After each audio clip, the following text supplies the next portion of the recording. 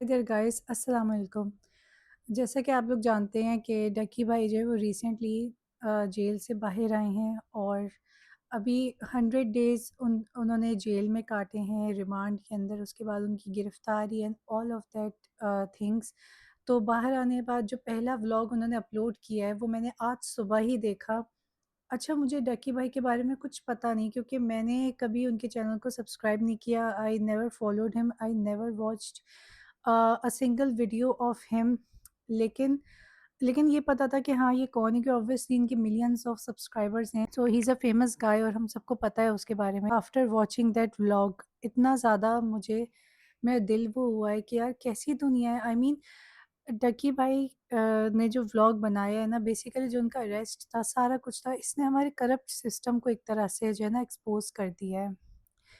और जैसे उन्होंने अपनी वहाँ पर जो टाइम गुज़ारा जेल के अंदर, उसकी एक-एक डिटेल्स, उसकी सारी बातें जो बताई हैं, तो उससे तो मैं I am shocked. YouTuber I thought कि मेरे जो इस बारे में ओपिनियंस है, जो मेरा इस बारे में इस सारी सिचुएशन पर जो मेरा टेक है, मुझे वो अपनी यूट्यूब फैमिली के साथ शेयर करना चाहिए। Being a YouTuber, I am also a part of this fraternity.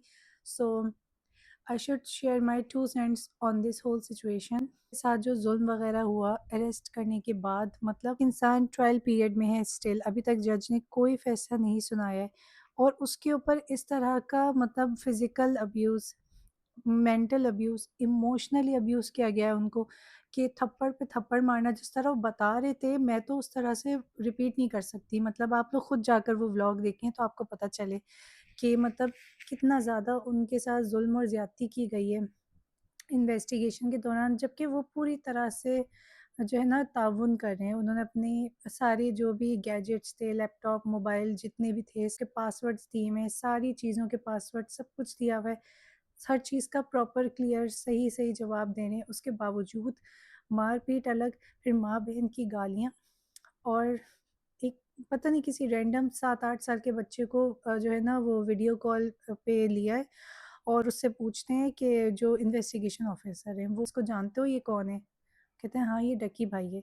क्या तुम इसको फ़ॉलो करते हो? He said yes. तो वो कहता है कि अच्छा इसको गालियाँ दो। इंसान को तोड़ना, उसके सेल्फ रिस्पेक्ट को चकनाचूर कर देना, ये कहाँ का इंसाफ़ है और ये कौन-सी इन्वेस्टिगेशन है भई? और चलें, अगर ये आपने करनी भी ना इस इन्वेस्टिगेशन इस तरह की, तो ये ज़ुल्म और ये सब कुछ ना आपको रेपिस्ट और मर्डर्स के साथ करना चाहिए, जो खुलेआम घूम रहे, जिनको तो आप पकड़ते ही नहीं है सबूत होने के बावजूद। कोई कुछ नहीं बिगाड़ता, उल्टा वो खुलेआम घूम रहे होते हैं।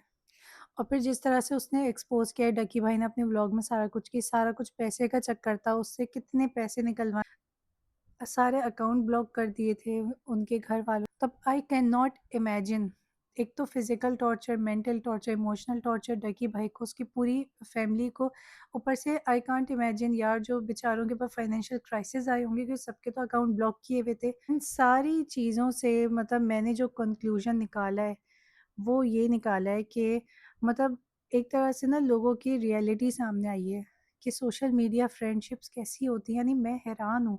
सिर्फ डक्की भाई के साथ एक बिग ब्रदर कोई हैं जिनकी आइडेंटिटी हम में से किसी को भी नहीं पता। मतलब उन्होंने हेल्प आउट। दूसरी तरफ वो लोग जो अपने आप को डक्की भाई का दोस्त कहते थे, जिसमें शाबिर जाफ़री की पूरी टीम आती है, उसमें जो है एस्ट्रोलॉजी की सिस्टर्स आती हैं। I mean I was so shocked कि यार उनमें से किसी ने एक जुमला नहीं बोला, एक पोस्ट नहीं लगाई।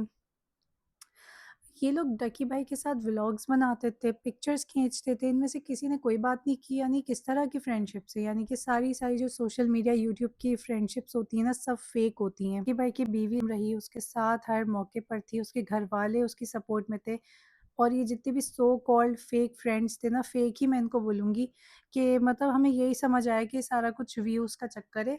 कि और शावी जाफ़री और इस तरह के जितने भी हैं, तो इनकी एक कम्युनिटी है ना, सारे कैनेडियन पाकिस्तानी यूट्यूबर्स हैं।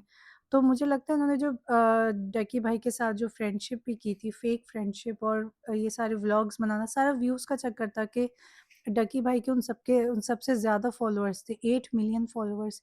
तो बस व्यूज़ की वजह से ये लोग उसको अपनी वीडियो में लेते थे, उसके साथ कंटेंट क्रिएट करते थे, व्लॉग्स बनाते थे, ट्रैवलिंग करते थे, सब कुछ झूठ था, सारा कुछ व्यूज़ का चक्कर था। किसी एक ने एक बात है, kept their mouth shut this whole time like डकी भाई नेवर एग्जिस्टेड। भाई उसके साथ आप लोग वीडियोस बना रहे हैं, उसके साथ आप लोग मतलब पोस्टें लगा रहे हैं, एक-दूसरे को टैग कर रहे हैं, ये किस तरह की फ्रेंडशिप है? तो ये सारा कुछ जो है ना इस तरह से इस इंसिडेंट से ही सब कुछ एक्सपोज़ हो गया। ये एक छोटा-सा मेरा जो ओपिनियन था, जो मैं फ़ील कर रही थी, मैं सोचा कि मैं एक वीडियो बना लूँ और आप लोग के साथ शेयर करूँ। इन द लास्ट मैं यही कहूँगी कि we can not imagine what he was gone through. Last I just wanted to say कि डकी भाई अपना और अपनी फैमिली का बहुत ज़्यादा ख़्याल रखें और अल्लाह आप लोग के ऊपर दोबारा इस तरह की कोई आज़माइश लेकर ना आए। Be safe, be protected and we can not imagine कि ये कि डकी भाई उनकी फैमिली किस मेंटल टॉर्चर से गुज़री है और इस तरह के मेंटल टॉर्चर से हील होने में भी काफ़ी टाइम लगता है। I wish you and your family best of luck for the future. तो गाइस ये थी आज की video. I will see you guys in my next video. तब तक के लिए अल्लाह हाफ़िज़। वीडियो पसंद आई हो तो लाइक करें, शेयर करें, सब्सक्राइब करें और मुझे कमेंट में आपका इन सारी सिचुएशन के बारे में क्या राय है और मेरी आज की वीडियो आपको कैसी लगी, क्या आप मेरे साथ एग्री करते हो या नहीं। मैं मिलूंगी अब आपसे नेक्स्ट वीडियो में, तब तक के लिए अल्लाह हाफ़िज़।